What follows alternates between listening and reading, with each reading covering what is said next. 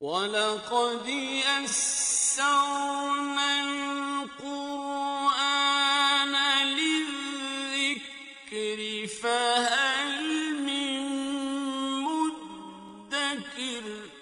اور ہم نے قرآن کو سمجھنے کے لیے آسان کر دیا، تو کوئی ہے جو سوچے سمجھے۔ صوت القرآن، قرآن کی آواز۔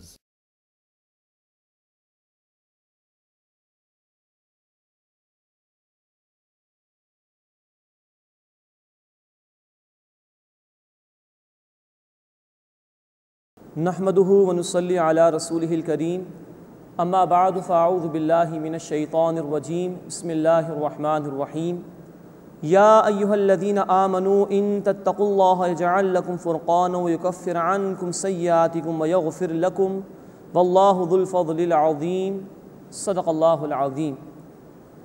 سورۃ الانفال آیت نمبر 29 سے ہم اپنا مطالعہ شروع کر رہے ہیں۔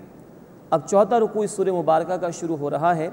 اس میں مشرکین کی سازش کا ذکر ہے، ان کے جھوٹے دعووں کا بیان ہے، عذاب سے بچنے کا طریقہ بیان کیا گیا ہے، اور مشرکین کے توہمات اور ان کے انجام کو بھی بیان کیا گیا ہے۔ یا ایھا الذین آمنوا، اے وہ لوگو جو ایمان لائے ہو، ان تتقوا اللہ یجعل لکم فرقانا، اگر تم اللہ کا تقوی اختیار کرو گے یعنی اس کی نافرمانی سے بچتے رہو گے تو وہ تمہارے لیے فرقان بنا دے گا۔ فرقان کہتے ہیں حق اور باطل میں فرق کر دینے والی شے کو، یعنی وہ کسوٹی جس پر پرکھا جا سکتا ہے کسی شے کو کہ آیا وہ صحیح ہے یا غلط ہے۔ تو فرمایا کہ اگر تم اللہ کی نافرمانی سے بچتے رہو گے اللہ تمہارے لیے فرقان بنا دے گا۔ غزوہ بدر کو بھی آگے چل کر ہم دیکھیں گے یوم الفرقان کہا گیا ہے، جس نے حق اور باطل کو بالکل واضح کر دیا۔ تو گویا اللہ کی نافرمانی سے بچنے کے ذریعے اللہ تعالیٰ بندے کو یہ صلاحیت دے دیتا ہے کہ وہ حق اور باطل میں تمیز کرنے کے قابل ہو جاتا ہے۔ وَيُكَفِّرْ عَنْكُمْ سَيِّئَاتِكُمْ، اور اللہ تمہارے گناہ تم سے دور کر دے گا۔ وَيَغْفِرْ لَكُمْ، اور تمہیں بخش دے گا۔ وَاللَّهُ ذُو الْفَضْلِ الْعَظِيمِ، اور اللہ بڑے فضل کا مالک ہے۔ اس کے بعد مشرکین کی سازش کا ذکر ہو رہا ہے۔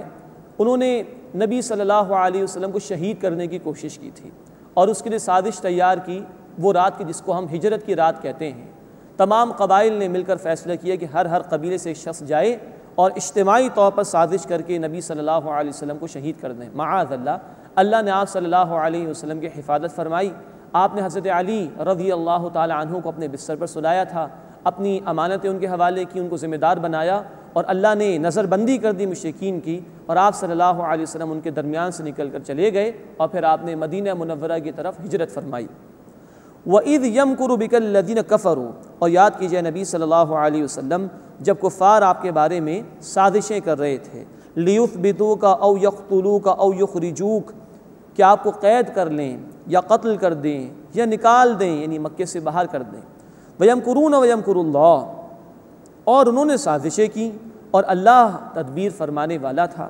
وَاللَّهُ خَيْرُ الْمَاكِرِينَ، اور اللہ تعالیٰ سب سے بہترین تدبیر فرمانے والا ہے۔ وَإِذَا تُتْلَى عَلَيْهِمْ آيَاتُنَا، اور جب ان پر ہماری آیات کی تلاوت کی جاتی ہے، قَالُوا قَدْ سَمِعْنَا لَوْ نَشَاءُ لَقُلْنَا مِثْلَ هَذَا، تو کہتے ہیں کہ ہم نے سن رکھا ہے، اگر ہم چاہیں تو ہم بھی اس جیسی بات کہہ سکتے ہیں۔ إِنْ هَذَا إِلَّا أَسَاطِيرُ الْأَوَّلِينَ، یہ تو پچھلے لوگوں کی قصے کہانیاں ہیں۔ معاذ اللہ، یہ گویا کہ انہوں نے جسارت کی، نمبر ایک قرآن کو جھٹلایا بھی، نمبر دو کہہ رہے ہیں کہ ہم نے سن رکھا ہے، تو گئے گزرے لوگوں کی باتیں ہیں، ہم بھی ایسا کلام پیش کر سکتے ہیں، حالانکہ یہ سراسر جھوٹ ہے۔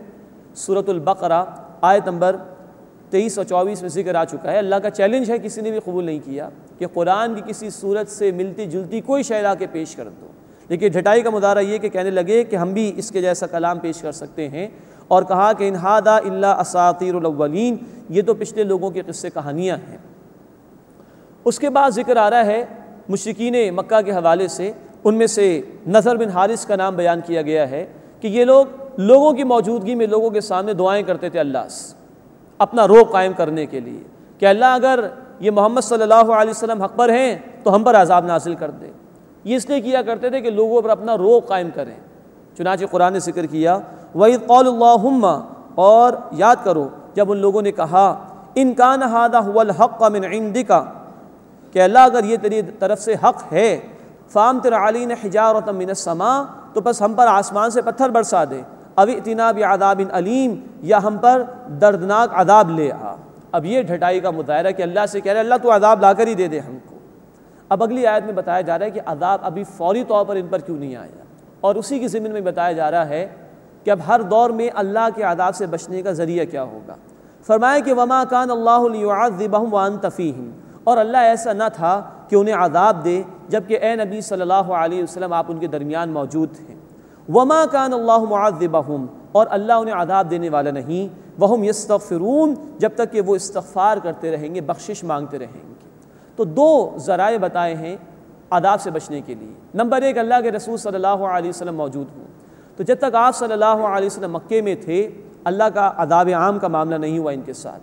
یہ سلسلہ شروع ہوا غزوہ بدر سے سن 2 ہجری میں، اس لیے کہ حرم کو پامال ہونے سے بھی بچانا مقصود تھا، اس کے تقدس کو برقرار رکھنا بھی مقصود تھا۔ نمبر 2 یہ کہ جب قوموں پر عذاب آیا کرتا ہے تو اللہ رسول کو بچا لیتے ہیں، اللہ رسول کو الگ کر لیتے ہیں۔ یہ گزشتہ قوموں کے حالات میں ہم نے پڑھا ہے۔ یہاں بھی معاملہ یہ ہوا کہ عین مکے میں عذاب ان پر نہیں آیا، بدر میں عذاب کی پہلی قسط ان پر اللہ کی طرف سے آئی تھی۔ دوسری بات یہ بیان کی گئی کہ اللہ عذاب دینے والا نہیں ہے ان کو جب تک وہ استغفار کرتے رہیں گے۔ ایک اس کی توجیہ مفسرین نے یہ بیان کی کہ جب یہ خانہ کعبہ کا طواف کیا کرتے تھے بہت سی خرافات انہوں نے اختیار کر لی تھیں، لیکن اس وقت بھی یہ اللہ سے بخشش مانگتے تھے، اللہم اغفر لنا کہتے تھے، اللہ ہمیں بخش دے۔ ایک وجہ تو مفسرین نے یہ بیان کی۔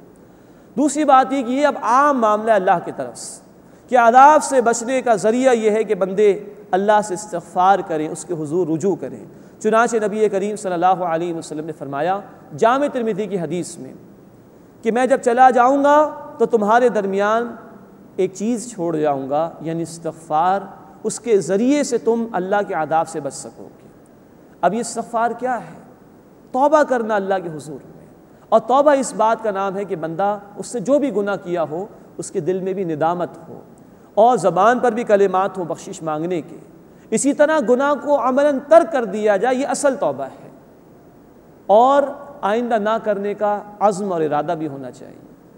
پھر یہ کہ اگر بندوں کے معاملات میں کوئی کوتاہی ہوئی ہے تو بندوں سے معافی مانگنا بھی ضروری ہے، اس لیے کہ جب تک بندے معاف نہیں کرتے احادیث میں وضاحت موجود ہے کہ اللہ تعالیٰ بھی معاف نہیں فرماتا۔ پھر توبہ میں یہ بات بھی شامل ہے کہ ایک طرف گناہوں کو چھوڑ دیا جائے اور دوسری طرف یہ کہ جو ہماری ذمہ داری ان کو ادا کرنے کی کوشش کی جائے، اللہ کی بندگی کرنا پوری زندگی میں۔ پھر ہم نبی کریم صلی اللہ علیہ وسلم کی امتی ہیں، اللہ کے دین کی دعوت دوسروں تک پہنچانا یہ ہماری ذمہ داری ہے۔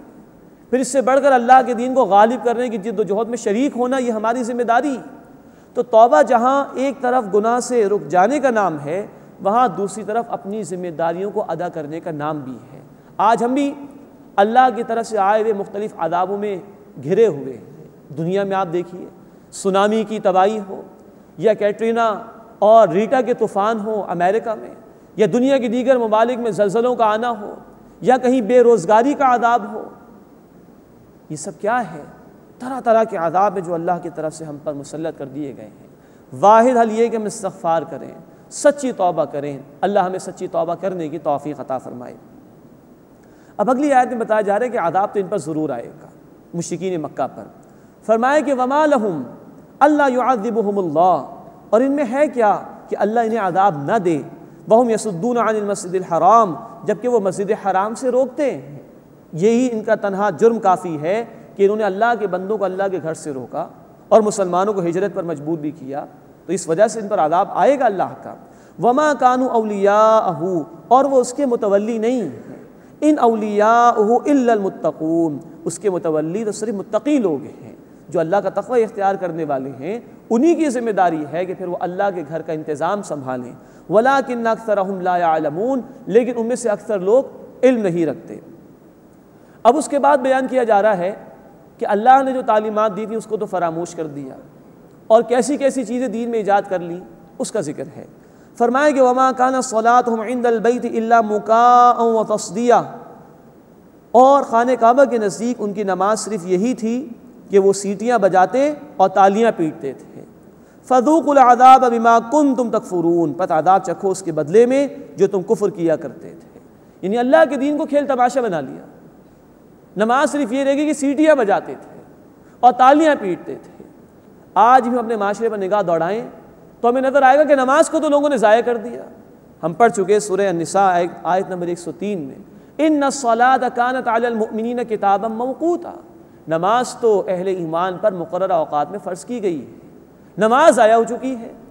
لیکن اس کے مقابلے میں کہیں مذہبی ایام میں اللہ کی نافرمانیاں، کہیں نمازوں کو ضائع کر کے موسیقی ہے، تالیاں پیٹی جا رہی ہیں، اور اب تو رقص و سرور کی محافل بھی ہو رہی ہیں، معاذ اللہ ثم معاذ اللہ۔ اور بعض لوگ تو وہ ہیں کہ دین کے نام پر اس طرح کے کام کر رہے ہیں اور سمجھ رہے ہیں کہ بڑا ثواب کا کام ہے۔ اللہ تعالیٰ نے مشرکین کی یہ روش بیان کی ہے، نماز تو ضائع کر دی، من چاہی باتیں دین میں ایجاد کر لیں اور اس کو سمجھا کہ اللہ کا ہم ذکر کر رہے ہیں۔ اللہ ہمیں 5 وقت کی نماز کا اہتمام کرنے کی توفیق عطا فرمائے۔ جتنی بھی برائیاں ہیں، خرافات ہیں جو دین میں لوگوں نے اضافے کر دیے ہیں، اللہ ہمیں اس سے بچنے کی توفیق عطا فرمائے۔ ان الذين كفروا ينفقون اموالهم ليصدوا عن سبيل اللہ، بے شک جن لوگوں نے کفر کیا وہ اپنے مال خرچ کرتے ہیں تاکہ روکیں اللہ کے راستے سے۔ یہ ہے حزب الشیطان، اللہ کی بغاوت کرنے والا گروہ، وہ بھی محنت کر رہا ہے۔ تو گویا اہل ایمان کو سوچنا چاہیے جب وہ ناحق پر ہو کر، باطل پر ہو کر اتنی محنت کر رہے ہیں تو حق والوں کو تو اور آگے بڑھ کر حق کے لیے محنت کرنی چاہیے، جان و مال کھپانا چاہیے۔ فرمایا کہ ان الذین کفروا ينفقون اموالهم ليصدوا عن سبیل اللہ، بے شک جن لوگوں نے کفر کیا وہ اپنے مال خرچ کرتے ہیں تاکہ اللہ کے راستے سے روکیں۔ فسينفقونها، سو اب خرچ کریں گے، ثم تكون عليهم حسرة، پھر وہ ان پر حسرت ہو جائے گا، ثم يغلبون، پھر وہ مغلوب ہوں گے، ان کی محنتیں بالآخر ناکام ہوں گی۔ یہ ناحق پر جو لوگ ہیں یہ ناکام ہوں گے، ان کا سارا انفاق بھی ضائع ہو جائے گا۔ والذین کفروا الی جہنم یحشرون، اور جن لوگوں نے کفر کیا وہ جہنم کی طرف اکٹھے کیے جائیں گے۔ لیمیز اللہ الخبیث من الطیب، تاکہ اللہ تعالیٰ ناپاک کو پاک سے جدا فرما دے۔ ویجعل الخبیث بعضہ علی بعض، اور گندگی کو ایک دوسرے پر رکھ دے۔ فیرکمہ جمیعا، پھر سب کو ایک ڈھیر بنا دے۔ فیجعلہ فی جہنم، پھر اس کو جہنم میں ڈال دے۔ اولئک ھم الخاسرون، یہی لوگ خسارہ اٹھانے والے ہیں۔ ذرا سی مہلت ان کو دی گئی ہے لیکن بالآخر یہ ناکام ہوں گے اور اللہ کے عذاب میں انہیں گرفتار کیا جائے گا۔ اس کے بعد 5واں رکوع اس سورہ مبارکہ کا شروع ہو رہا ہے۔ اس میں یہ بات بیان ہوئی ہے کہ قتال کا مقصد کیا ہے، غنیمت کے حوالے سے احکامات بیان کیے گئے ہیں، اور بدر کے واقعات پر اللہ تعالیٰ نے تبصرہ فرمایا ہے۔ قل للذین کفروا ان ینتہوا یغفر لہم ما قد سلف، اے نبی صلی اللہ علیہ وسلم کفر کرنے والوں سے کہہ دیجئے کہ اگر وہ باز آ جائیں تو انہیں معاف کر دیا جائے گا جو کچھ گزر چکا۔ اب بھی دروازہ توبہ کا کھلا ہے، آؤ آگے بڑھ کے نبی صلی اللہ علیہ وسلم کی رسالت کو قبول کر لو۔ وَإِن يَعُودُوا فَقَدْ مَضَتْ سُنَّةُ الْأَوَّلِينَ، اگر وہ لوگ پھر وہی کریں گے تو یقیناً پہلوں کی روش گزر چکی ہے۔ جیسے گزشتہ نافرمان قوموں کو ہلاک کیا گیا، اگر یہ بھی دین کی مخالفت پر اڑے رہے یہ بھی بالآخر اللہ کے عذاب میں مبتلا کیے جائیں گے۔ اب قتال کی حکمت بیان کی جا رہی ہے۔ فرمایا وَقَاتِلُوهُمْ حَتَّى لَا تَكُونَ فِتْنَةٌ، اور ان سے جنگ کرو یہاں تک کہ کوئی فتنہ باقی نہ رہے۔ وَيَكُونَ الدِّينُ كُلُّهُ لِلَّهِ، اور دین کل کا کل اللہ کے لیے ہو جائے۔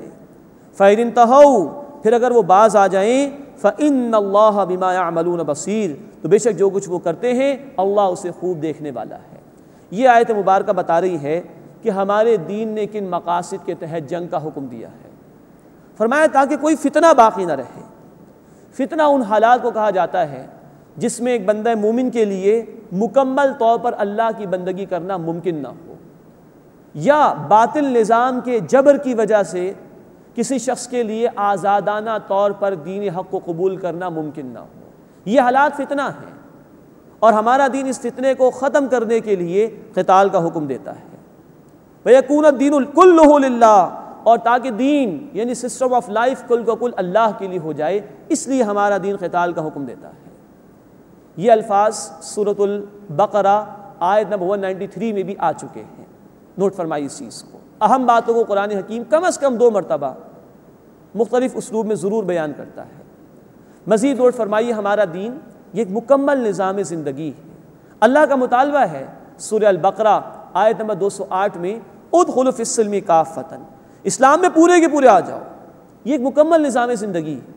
یہ انفرادی زندگی کے لیے بھی ہدایات عطا فرماتا ہے، یہ عقائد بھی دیتا ہے، یہ عبادات کے طریقے بھی بیان کرتا ہے، یہ رسومات اور ریچولز بھی بیان کرتا ہے، لیکن ایٹ دا سیم ٹائم ہمارا دین اجتماعی نظام کے لیے بھی ہدایات عطا فرماتا ہے، یہ سیاسی نظام بھی عطا کرتا ہے، یہ معاشی نظام بھی عطا کرتا ہے، یہ معاشرتی ہدایات بھی عطا فرماتا ہے۔ اس سب کے ساتھ اس کا مطالبہ ہے کہ پورے کے پورے دین پر عمل کرو، اور ہمیں بتا دیا گیا سورۃ البقرہ آیت نمبر 85 میں اگر دین کی کچھ باتوں پر عمل ہو اور کچھ باتوں پر عمل نہ ہو تو یہ جزوی دین قابل قبول نہیں ہے، بلکہ اس کی سزا یہ ہے کہ دنیا میں ذلت اور رسوائی اور آخرت میں شدید عذاب میں گرفتار کیا جائے۔ اس لیے ہمارا دین چاہتا ہے کہ اللہ کے دین کو غالب اور قائم کرنے کی جد و جہد کی جائے تاکہ اس کی پوری بندگی کرنا ہمارے لیے ممکن ہو، اور جب اللہ کا دین غالب ہوگا، قائم ہوگا، اس میں تمام انسانیت کا بھلا ہوگا، ہر ایک کو انصاف میسر آ سکے گا اور ظلم کا خاتمہ ہو سکے گا۔ تو ظالموں کا ہاتھ توڑنے کے لیے اور انسانیت کو ظلم سے نجات دلانے کے لیے اس جنگ کا حکم ہمارے دین نے ہمیں دیا، وَقَاتِلُوهُمْ حَتَّى لَا تَكُونَ فِتْنَةٌ، اور ان سے جنگ کرو یہاں تک کہ کوئی فتنہ باقی نہ رہے، وَيَكُونَ الدِّينُ كُلُّهُ لِلَّهِ، اور دین کل کا کل اللہ تعالیٰ کے لیے ہو جائے۔ فَإِنِ انْتَهَوْا، پھر اگر وہ باز آ جائیں، فَإِنَّ اللَّهَ بِمَا يَعْمَلُونَ بَصِيرٌ، تو بے شک جو کچھ وہ کرتے ہیں اللہ اسے خوب دیکھنے والا ہے۔ وَإِن تَوَلَّوْا، اور اگر وہ منہ موڑ لیں، نہ مانے دین حق کو، فَاعْلَمُوا، تو جان لو، أَنَّ اللَّهَ مَوْلَاكُمْ، اے مسلمانوں اللہ تمہارا حمایتی ہے، نعم المولا، کیا یہ خوب حمایتی ہے، وَنِعْمَ النَّصِيرُ، اور کیا یہ خوب مددگار ہے۔ اس کے بعد آیت نمبر 41 میں مال غنیمت کے حوالے سے ہدایات دی جا رہی ہیں۔ پہلی آیت میں سوال آیا تھا یسألونک عن الانفال، اے نبی صلی اللہ علیہ وسلم آپ سے انفال یعنی مال غنیمت کے متعلق سوال کرتے ہیں، اب اس کی وضاحت بیان کی جا رہی ہے۔ فرمایا کہ وَاعْلَمُوا، اور جان لو، أَنَّمَا غَنِمْتُم مِّن شَيْءٍ، جو کچھ تم کسی چیز سے غنیمت لو، فَأَنَّ لِلَّهِ خُمُسَهُ وَلِلرَّسُولِ، تو بے شک اس کا 5واں حصہ اللہ کے لیے اور رسول صلی اللہ علیہ وسلم کے لیے ہے، وَلِذِي الْقُرْبَى وَالْيَتَامَى وَالْمَسَاكِينِ وَابْنِ السَّبِيلِ، اور رسول صلی اللہ علیہ وسلم کے رشتہ داروں کے لیے اور یتیموں اور مسکینوں اور مسافروں کے لیے ہے۔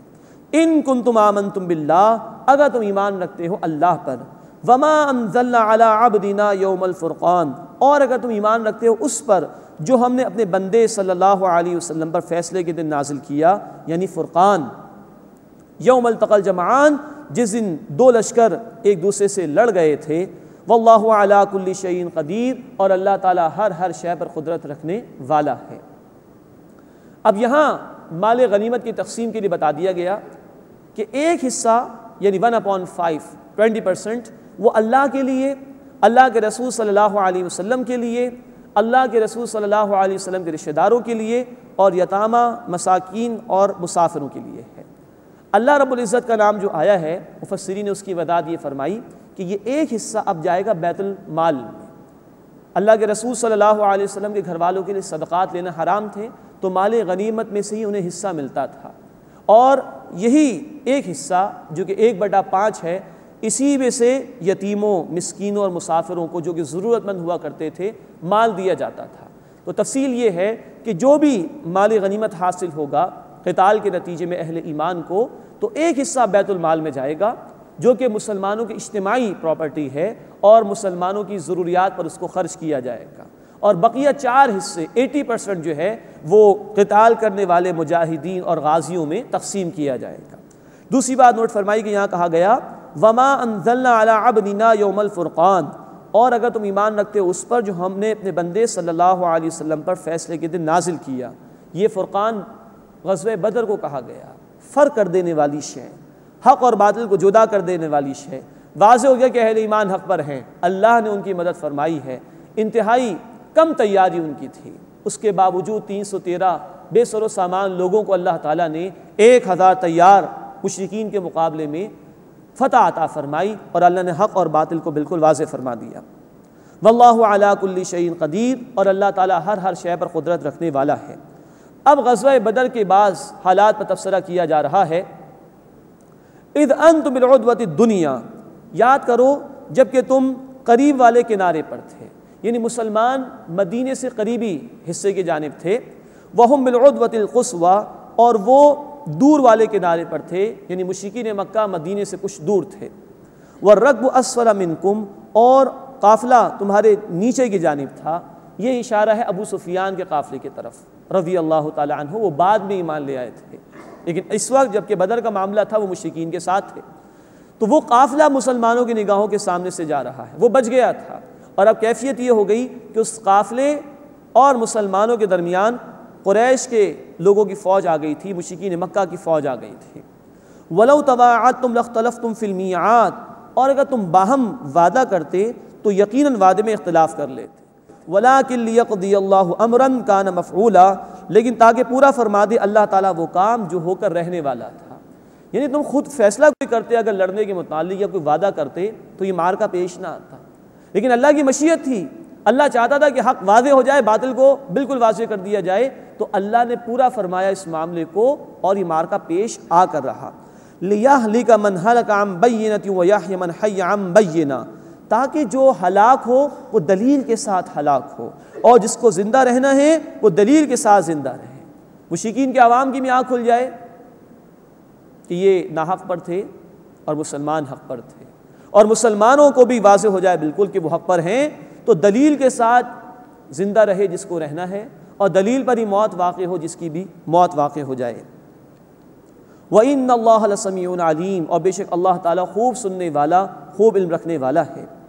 اِذْ يُرِيكَهُمُ اللَّهُ فِي مَنَامِكَ قَلِيلًا، اور یاد کرو جب اللہ نے تمہیں تمہارے خواب میں انہیں تھوڑا دکھایا، یعنی کہ ان کی حقیقت تھوڑی کر کے اللہ نے اہل ایمان کو دکھائی تاکہ مقابلہ بھرپور طریقے پر ہو۔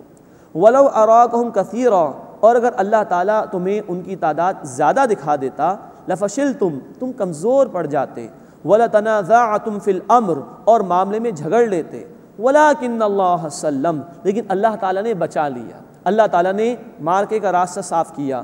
إِنَّهُ عَلِيمٌ بِذَاتِ الصُّدُورِ، بے شک وہ سینوں کے راز و تک سے واقف ہے۔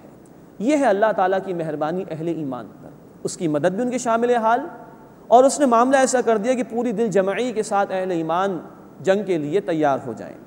وَإِذْ يُرِيكُمُوهُمْ إِذِ الْتَقَيْتُمْ فِي أَعْيُنِكُمْ قَلِيلًا، اور جب تم آمنے سامنے ہوئے تو انہیں اللہ تعالیٰ نے دکھایا تمہاری آنکھوں میں تھوڑا، وَيُقَلِّلُكُمْ فِي أَعْيُنِهِمْ، اور تمہیں ان کی آنکھوں میں دکھایا تھوڑا، تاکہ دونوں لشکر ایک دوسرے کو کم دیکھیں اور جنگ کرنے پر آمادہ ہو جائیں۔ یہ ہے اصل مفہوم اس کا۔ لِيَقْضِيَ اللَّهُ أَمْرًا كَانَ مَفْعُولًا، تاکہ اللہ پورا فرما دے وہ کام جو کہ ہو کر رہنے والا تھا۔ یہ بار بار ذکر آ رہا ہے، اللہ چاہتے تھے کہ یہ معرکہ پیش آئے تاکہ حق بالکل واضح کر کے دکھا دیا جائے۔ وَإِلَى اللَّهِ تُرْجَعُ الْأُمُورُ، اور تمام کاموں کا لوٹنا اللہ تعالیٰ ہی کی طرف ہے۔ اس کے بعد چھٹا رکوع شروع ہو رہا ہے، اس میں قتال کے حوالے سے اہل ایمان کو اہم ہدایات دی گئی ہیں اور شیطان کے دھوکے کا ذکر ہے۔ فرمایا کہ یا ایھا الذین آمنوا، اے وہ لوگوں جو ایمان لائے ہو، اذا لقیتم فئۃ فاثبتوا، جب تمہارا کسی گروہ سے سامنا ہو جائے تو ثابت قدم رہو، واذکروا اللہ کثیرا، اور اللہ کو کثرت سے یاد کرو، لعلکم تفلحون، تاکہ تم فلاح پا سکو، اصل کامیابی تاکہ تمہیں حاصل ہو جائے۔ اب نوٹ فرمائیے، یہاں پر اللہ رب العزت کی طرف سے تعلیم دی جا رہی ہے اہل ایمان کو کہ اپنی تعداد پر بھروسہ نہیں ہو تمہارا، اپنے وسائل پر تمہارا بھروسہ نہ ہو، تعداد بھی اختیار کرو، وسائل کو بھی حاصل کرنے کی کوشش کرو، لیکن اللہ سے تعلق کو مضبوط رکھو، یہ شے تمہیں ثابت قدم رکھے گی۔ تو جنگ کا میدان بھی ہو تو ذکر الہی، یہ ہے اصل شے، اللہ کی اطاعت، اللہ پر توکل، یہ وہ شے ہے کہ بندہ مومن کو مضبوط کرتی ہے، اس کو حوصلہ عطا فرماتی ہے، اور کتنی مشکلات آ جائیں یہ شے اس کو ثابت قدم رکھتی ہے۔ بخاری شریف اور مسلم شریف کی روایت بھی ہے، اللہ کے رسول صلی اللہ علیہ وسلم نے فرمایا کہ دشمن سے مقابلے کی تمنا نہ کرو، مانگو نہیں کہ اللہ ہماری جنگ کراتے، لیکن اگر مدبھیڑ ہو جائے، مقابلہ ہو جائے تو پوری ثابت قدمی کے ساتھ مقابلہ کرو، اور جان لو کہ تلواروں کے سائے میں جنت کو رکھ دیا گیا ہے، اس سے ہو کر ہی، قتال کے مرحلے سے ہو کر ہی جنت کی طرف جانا ہے۔ اللہ ہمیں اپنے دین کا فہم عطا فرمائے اور اس کے تقاضوں پر عمل کرنے کی توفیق دے، اور محنت کرنے کی توفیق دے تاکہ یہ مرحلے بھی آئیں اور اللہ کا دین غالب ہو سکے، اور اگر ہمارے مقدر میں شہادت کا رتبہ ہے تو وہ رتبہ بھی اللہ ہمیں عطا فرمائے۔ یہ محنت کرنا بھی ہماری ذمہ داری ہے، اللہ ہمیں اس کی توفیق عطا فرمائے۔ وَأَطِيعُوا اللَّهَ وَرَسُولَهُ، اور اطاعت کرو اللہ تعالیٰ کی اور اس کے رسول صلی اللہ علیہ وسلم کی۔ وَلَا تَنَازَعُوا، اور آپس میں جھگڑا نہ کرو۔ فَتَفْشَلُوا، تم ڈھیلے پڑ جاؤ گے۔ وَتَذْهَبَ رِيحُكُمْ وَاصْبِرُوا، اور تمہاری ہوا جاتی رہے گی، تمہارا روب ہٹ جائے گا کفار سے۔ إِنَّ اللَّهَ مَعَ الصَّابِرِينَ، بے شک اللہ تعالیٰ صبر کرنے والوں کے ساتھ ہے۔ یہ ایک اور اہم رہنمائی دی جا رہی ہے، جڑے رہو، تمہارا نظم اور ڈسپلن مضبوط ہونا چاہیے، تمہاری صفوں کے اندر ٹیڑھ نہ ہو جائے کہیں، ورنہ دشمنوں پر سے تمہارا روب اٹھ جائے گا۔ ان اللہ مع الصابرین، بے شک اللہ تعالیٰ صبر کرنے والوں کے ساتھ ہے۔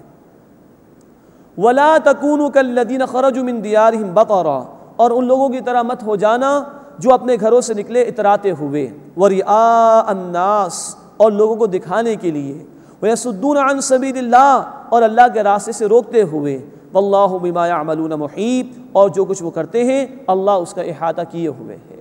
یہ اشارہ ہے مشرکین مکہ کے لشکر کی طرف۔ 1000 کا لشکر وہ ساز و سامان کے ساتھ لیس ہو کر آیا، شرابیں پی رہے تھے، رقص و سرور کی محافل سجا رہے تھے کہ اب تو مسلمانوں کو شکست دے کر ہی ہم چھوڑیں گے۔ تو اہل ایمان کو کہا جا رہا ہے کہ ان کی طرح مت ہو جانا، تکبر نہ کرنا، لوگوں کے دکھاوے کے لیے نہ لڑنا۔ ان میں سے بعض لوگ اپنے سرداروں کے خوف کی وجہ سے آئے تھے، حقیقتاً لڑنے کے لیے تو نہیں آئے تھے، اور وہ لوگ تو آئے تھے اللہ کے راستے سے روکنے کے لیے۔ واللہ بما یعملون محیط، اور اللہ جو کچھ وہ کرتے ہیں اس کا احاطہ کیے ہوئے ہیں۔ وَإِذْ زَيَّنَ لَهُمُ الشَّيْطَانُ أَعْمَالَهُمْ، اور یاد کرو جب شیطان نے ان کے اعمال ان کو خوشنما کر کے دکھا دیے۔ وقال، اور اس نے کہا، لا غالب لکم اليوم من الناس، آج لوگوں میں سے کوئی بھی تم پر غالب آنے والا نہیں ہے۔ اب یہ ہے شیطان کا معاملہ۔ مفسرین نے نقل کیا ہے کہ قدیم تفاسیر کی روشنی میں کہ یہ شیطان بنو کنانہ کے سردار جس کا نام تھا سراقہ بن مالک، اس کی شکل میں آیا، اور اس نے باقاعدہ ان کی منصوبہ بندی کرائی ہے، ان کی میٹنگ میں شریک رہا اور کہا کہ فکر نہ کرو، آج کوئی تم پر غالب آنے والا نہیں۔ وَإِنِّي جَارٌ لَكُمْ، اور میں تمہارا حمایتی ہوں، میں تمہاری مدد کروں گا۔ گویا یہ ہے شیطان کا کردار کہ وہ اللہ کے باغیوں کو اور اکساتا ہے اللہ کے دین کی مخالفت پر، اور وہ بڑھتے چلے جاتے ہیں۔ فَلَمَّا تَرَاءَتِ الْفِئَتَانِ، پھر جب دونوں لشکر آمنے سامنے ہوئے، نَكَصَ عَلَىٰ عَقِبَيْهِ، تو اپنی ایڑیوں پر الٹا پھر گیا۔ وَقَالَ إِنِّي بَرِيءٌ مِّنكُمْ، اور بولا میں تم سے لا تعلق ہوں۔ یہ ہے شیطان کا رویہ، ورغلاتا ہے انسان، گناہ پر آمادہ کرتا ہے لیکن پھر ہٹ جاتا ہے۔ انی بریء منکم، میں تم سے لا تعلق ہوں۔ انی ارا، میں وہ دیکھتا ہوں، ما لا ترون، جو تم نہیں دیکھتے۔ انی اخاف اللہ، میں اللہ سے ڈرتا ہوں۔ اصل میں فرشتوں کی جو مدد آئی تھی، کچھ شیطان کو محسوس ہو گیا اور اس کو خوف ہوا، اپنی جان کا بھی گیا، وہ فرار ہو گیا وہاں سے، اور مشرکین کو ان کے حال پر چھوڑ کر وہ چلا گیا۔ یہ ہے شیطان کی دوستی کا معاملہ۔ کتنی پٹیاں پڑھاتا ہے انسان کو، وہ انسان اس کی بات کو مان بھی لیتا ہے، لیکن یہ انجام ہے کہ شیطان پہ دغا دے جاتا ہے۔ انی ارا ما لا ترون انی اخاف اللہ، بے شک جو میں دیکھتا ہوں تم نہیں دیکھتے، میں اللہ سے ڈرتا ہوں۔ بعض لوگوں نے یہ بھی کہا ہے کہ اگر شیطان اللہ سے ڈرتا تھا تو اس نے یہ الفاظ کیوں یہاں پر کہہ دیے، اور اگر اللہ سے ڈرتا تھا تو پھر اللہ کی نافرمانی کیوں کی؟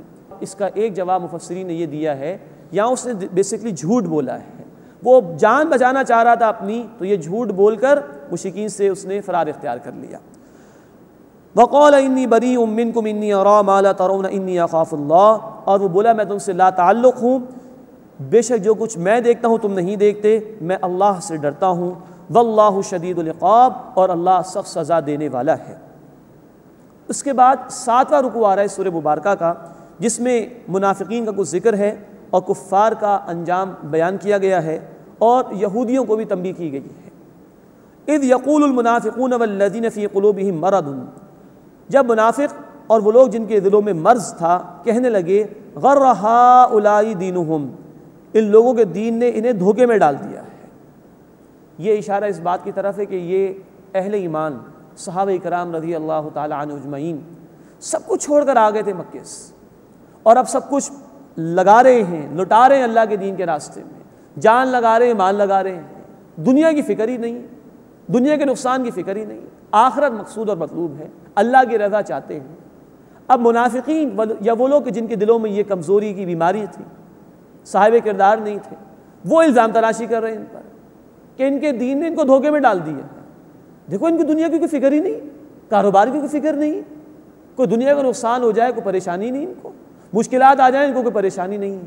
یہ ہے دنیا پرست قسم کے لوگ کہ جو دین کے تقاضوں سے فرار اختیار کرتے ہیں, کیونکہ یہ سمجھتے ہیں کہ اگر دین کے راستے میں جائیں گے تو ہماری جان چلی جائے گی, ہمارا مال چلا جائے گا.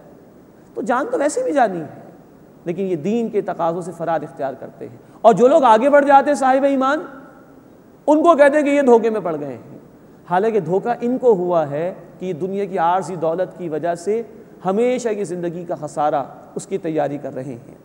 وَمَن يَتَوَكَّلْ عَلَى اللَّهِ, اور جو اللہ پر توکل یعنی بھروسہ کرے, فَإِنَّ اللَّهَ عَزِيزٌ حَكِيمٌ, بے شک اللہ تعالیٰ زبردست ہے, حکمت والا ہے. وَلَوْ تَرَىٰ إِذْ يَتَوَفَّى الَّذِينَ كَفَرُوا الْمَلَائِكَةَ, اور اگر تم دیکھو اس وقت جب فرشتے کافروں کی جان نکالتے ہیں, يَضْرِبُونَ وُجُوهَهُمْ وَأَدْبَارَهُمْ, وہ ان کے چہروں اور ان کی پیٹھوں پر مارتے ہیں, وَذُوقُوا عَذَابَ الْحَرِيقِ, اور کہتے ہیں جلنے کا عذاب چکھو. یہ ہے کفار کا انجام کہ جو لوگ اللہ کے دین کی مخالفت کرتے ہیں اس طرح ان کی روح قبض ہوتی ہے اور فوراً عذاب کا معاملہ برزخ کا بھی اور آخرت کے اعتبار سے بھی شروع ہو جاتا ہے. ذَلِكَ بِمَا قَدَّمَتْ أَيْدِيكُمْ, یہ اس کا بدلہ ہے جو تمہارے اعمال نے آگے بھیجا. وَأَنَّ اللَّهَ لَيْسَ بِظَلَّامٍ لِّلْعَبِيدِ, اور یہ کہ اللہ تعالیٰ اپنے بندوں پر ظلم فرمانے والا نہیں ہے. كَدَأْبِ آلِ فِرْعَوْنَ, جیسے کہ روش تھی آل فرعون کی, والذین من قبلہم, اور جو ان سے پہلے لوگوں کی روش تھی. اب مشرکین مکہ کو ڈرایا جا رہا ہے, وارننگ دی جا رہی ہے. سورۃ الاعراف میں ہم گزشتہ قوموں کے حالات پڑھ چکے, جو مخالف ہو گئی تھی اپنے رسولوں کی, وہ قومیں مٹا دی گئی تھیں. ان کو بھی کہا جا رہا ہے کہ دیکھو پچھلے لوگوں کے حالات تمہارے سامنے ہیں, آل فرعون اور دیگر قوموں کا معاملہ, تم بھی ان کی طرح مٹائے جا سکتے ہو. کفروا بآیات اللہ, انہوں نے اللہ کی آیات کا انکار کیا. فأخذهم اللہ بذنوبہم, تو اللہ نے انہیں ان کے گناہوں پر پکڑا. ان اللہ قوی شدید العقاب, بے شک اللہ تعالیٰ سخت سزا دینے والا ہے. ذالک بأن اللہ, یہ اس لیے ہے کہ بے شک اللہ تعالیٰ لم یک مغیرا نعمتا انعمها علی قوم, کہ بے شک اللہ تعالیٰ اس نعمت کو بدلنے والا نہیں ہے جو اس نے کسی قوم کو عطا فرمائی. حتی یغیروا ما بانفسہم, جب تک کہ وہ خود نہ بدل لیں اسے جو ان کے دلوں میں ہے. وَأَنَّ اللَّهَ سَمِيعٌ عَلِيمٌ, اور بے شک اللہ خوب سننے والا, علم رکھنے والا ہے. مراد یہ کہ اللہ تعالیٰ کا یہ قانون ہے, اللہ نے اگر کسی قوم کو ہدایت عطا فرمائی تو جب تک وہ قوم اپنے آپ کو اس ہدایت کا مستحق ثابت کرے گی, اللہ کی طرف سے ہدایت اسے ملتی رہے گی. لیکن جب کوئی قوم خود فیصلہ کر لے گمراہ ہونے کا اور اپنے آپ کو مس ریپرزینٹ کرے اللہ کی ہدایت کے حوالے سے, تو پھر اللہ کی طرف سے ان پر عذاب آتا ہے, ہدایت ان سے واپس لے لی جاتی ہے. یا کوئی قوم ناشکری پر آ جائے, اللہ اس کو نوازے اپنی عنایتوں سے, اپنے انعامات سے, اور وہ قوم ناشکری پر آ جائے تو وہ نعمت اس سے واپس لے لی جاتی ہے. آج ہمارے پاس سب سے بڑی نعمت اللہ کی کتاب قرآن حکیم ہے. ہمیں بھی اپنا جائزہ لینا چاہیے, کہیں ہم تو اس کی ناشکری نہیں کر رہے, اس کے تقاضوں کو فراموش تو نہیں کر رہے. اگر ایسا ہے تو پھر اللہ یہ نعمت ہم سے بھی واپس لے سکتا ہے, اللہ ہمیں بھی عذاب میں مبتلا کر سکتا ہے. اللہ اس سے ہماری حفاظت فرمائے, اپنے عذاب سے ہماری حفاظت فرمائے, اور اپنی کتاب کو تھامنے کی اور اپنی اس نعمت کو سب سے بڑی نعمت سمجھنے کی اور اس کے تقاضوں پر عمل کرنے کی توفیق عطا فرمائے. کدأب آل فرعون, آل فرعون کی روش کی طرح, والذین من قبلہم, اور ان لوگوں کی طرح جو ان سے پہلے تھے. کذبوا بآیات ربہم, انہوں نے جھٹلایا اپنے رب کی آیات کو. فأہلکناہم بذنوبہم, تو ہم نے انہیں ان کے گناہوں کے سبب ہلاک کر دیا. وغرقنا آل فرعون, اور آل فرعون کو غرق کر دیا. وکل کانوا ظالمین, اور وہ سب کے سب ظالم تھے. ان شر الدواب عند اللہ الذین کفروا, بے شک اللہ کے نزدیک بدترین جانور وہ لوگ ہیں جنہوں نے کفر کیا. فہم لا یؤمنون, بس وہ ایمان لانے والے نہیں ہیں. اب اشارہ ہو رہا ہے یہود کی طرف, جنہوں نے نبی صلی اللہ علیہ وسلم سے معاہدات کیے تھے.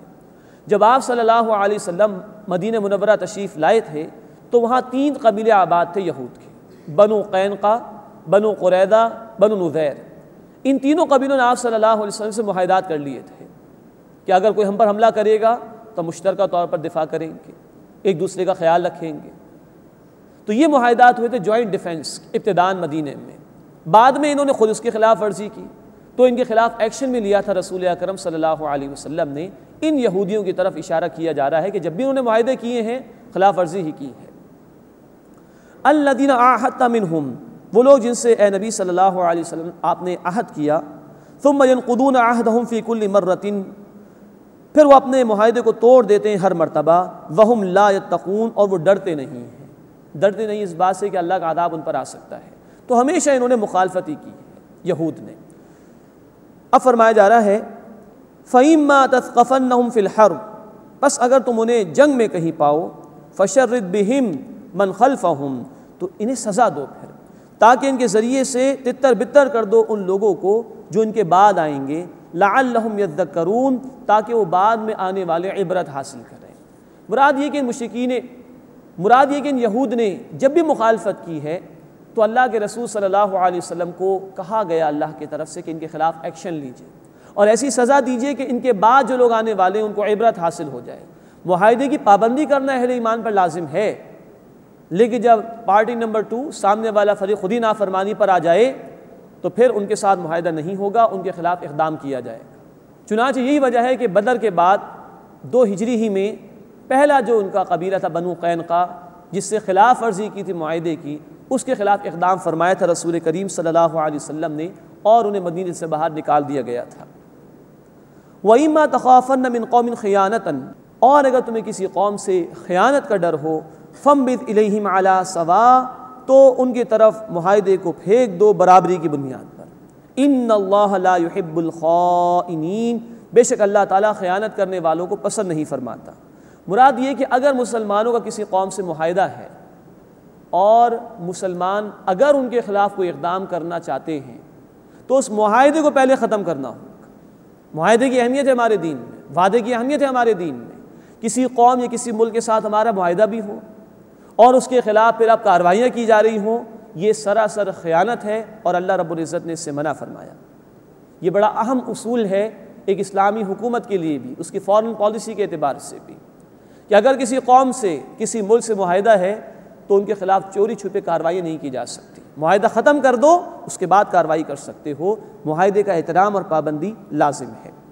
اس کے بعد 8واں رکوع ہے، اس میں مسلمانوں کو کفار کے مقابلے میں تیاری کا حکم دیا گیا اور صلح کی ترغیب بھی بیان کی گئی ہے، اور نبی اکرم صلی اللہ علیہ وسلم پر اللہ کی طرف سے کیے جانے والے انعامات کا بھی ذکر ہے۔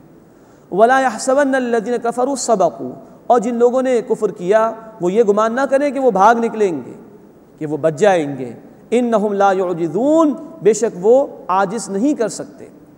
وَأَعِدُّوا لَهُم مَّا اسْتَطَعْتُم مِّن قُوَّةٍ، اور ان کے لیے تیاری کرو جو کچھ تم سے ہو سکے قوت میں سے، وَمِن رِّبَاطِ الْخَیْلِ، اور پلے ہوئے گھوڑوں کے ذریعے سے، تُرْہِبُونَ بِهِ عَدُوَّ اللَّهِ وَعَدُوَّکُمْ، اس سے روب پیدا کرو اللہ کے دشمنوں پر اور اپنے دشمنوں پر، وَآخَرِينَ مِن دُونِهِمْ، اور ان کے علاوہ دوسروں پر بھی، لا تعلمونہم، تم انہیں نہیں جانتے، اللہ یعلمہم، اللہ انہیں جانتا ہے، وما تنفقوا من شیء فی سبیل اللہ، اور تم جو کچھ اللہ کے راستے میں خرچ کرو گے، یوفی الیکم، تمہیں پورا پورا بدلہ دیا جائے گا، وانتم لا تظلمون، اور تمہارا نقصان نہیں کیا جائے گا۔ یہ ہے انقلابی آیت قرآن کی۔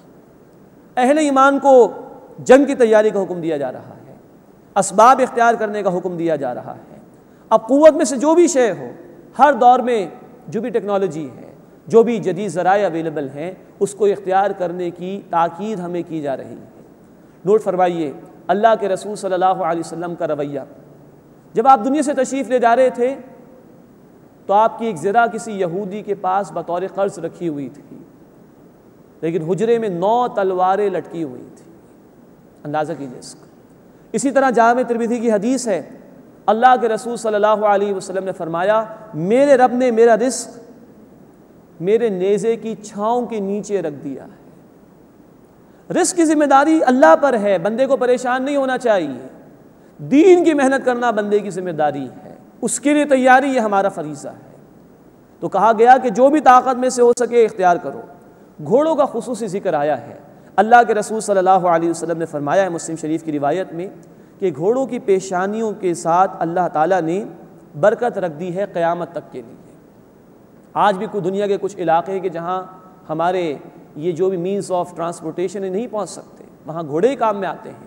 تو فرمایا کہ قیامت تک کے لیے اس کے ساتھ خیر اللہ تعالیٰ نے منسلک کر دی ہے ان گھوڑوں کی پیشانیوں کے ساتھ۔ بہرحال یہ آیت مبارکہ امت مسلمہ کو حکم دے رہی ہے کہ وہ اللہ کے دشمنوں کے مقابلے میں اور اپنے دشمنوں کے مقابلے میں اور ان کے مقابلے میں بھی جن کو یہ نہیں جانتے تیاری کریں، چاہے وہ میزائل ٹیکنالوجی ہو، وہ ایٹمی دھماکے ہوں، ایٹم بم ہو، جو بھی ہو سکتا ہے اسباب کے تحت یہ تیاری کرنا اہل ایمان کی ذمہ داری ہے۔ اس سے ہی دشمنوں میں رو پیدا ہوگا۔ چنانچہ نوٹ کیجئے 14 مئی 1998 بھارت نے دھماکے کیے، اس کے اگلے دن سے ہی جو بیانات وہاں کے حکمرانوں کے آئے کہ ہم پاکستان کو تہس نہس کر دیں گے، اور 14 دن کے بعد 28 مئی 1998 کو پاکستان نے ایٹمی دھماکے کیے تو اس سے اگلے دن بیانات آنا شروع ہو گئے کہ ہم ٹیبل ٹاک کے لیے تیار ہیں۔ تو یہ امت مسلمہ کی ذمہ داری بھی ہے، اور اس پاکستان کو اگر اللہ تعالیٰ نے صلاحیت دی ہے تو یہ گویا امت مسلمہ کی امانت ہے ہمارے پاس، اس کی حفاظت کرنا ہمارا دینی فریضہ ہے۔ وَمَا تُنْفِقُوا مِنْ شَيْءٍ فِي سَبِيلِ اللَّهِ، اور تم جو کچھ اللہ کے راستے میں خرچ کرو گے يُوَفَّى إِلَيْكُمْ، تمہیں پورا پورا دیا جائے گا، وَأَنْتُمْ لَا تُظْلَمُونَ، اور تمہارا نقصان نہیں کیا جائے گا۔ مراد یہ کہ اب اس جنگی تیاری کے لیے اللہ کے دین کے لیے طاقت جمع کرنی ہے، اس کے لیے خراجات کی ضرورت ہے، تو یہ خرچ کرو اللہ کے راستے میں اللہ کے دین کی جد و جہد کے خاطر، تو اللہ بھرپور بدلہ اس کا عطا فرمائے گا۔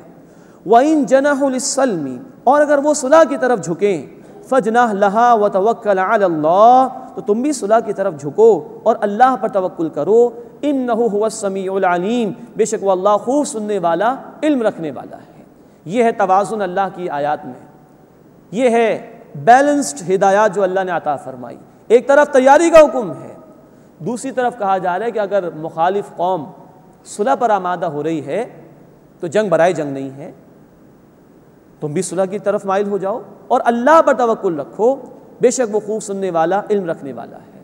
تو اگر صلح ایسی ہو کہ جس سے اہل ایمان کو فائدہ حاصل ہو جائے، جیسے صلح حدیبیہ کی رسول کریم صلی اللہ علیہ وسلم نے، جس سے دین کی دعوت کے مواقع میسر آئے، تو ایسی صلح کر لینی چاہیے۔ لیکن وہ صلح کہ جس میں مسلمان دب جائیں اور غیر قوت غالب آ جائے ان پر، کہ ایمان بھی خطرے میں پڑ جائے، ایسی صلح کی قطعاً اجازت نہیں ہے۔ وَإِن يُرِيدُوا أَن يَخْدَعُوكَ فَإِنَّ حَسْبَكَ اللَّهُ، اور اگر وہ آپ صلی اللہ علیہ وسلم کو دھوکہ دینا چاہیں گے، فَإِنَّ حَسْبَكَ اللَّهُ، تو بے شک اے نبی صلی اللہ علیہ وسلم اللہ آپ کے لیے کافی ہے۔